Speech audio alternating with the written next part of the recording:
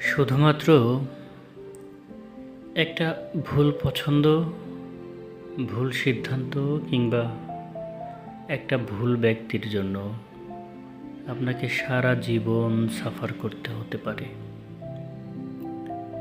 ভুল পছন্দ কিংবা ভুল সিদ্ধান্তের ধকল তবুও কাটিয়ে ওঠা যায়। একটা ভুল মানুষের জীবনে ঢুকে যাওয়ার মতন এমন বিপর্যয় মানুষের জীবনে হয় না।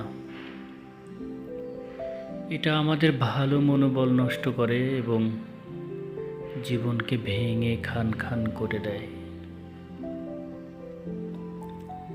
আমরা বেশিরভাগ মানুষই আসলে আমাদের নিজেদের সাথে একটা করে ভুল মানুষকে বয়ে নিয়ে যাই, ভুলকে ভালোবেসে ফেলি।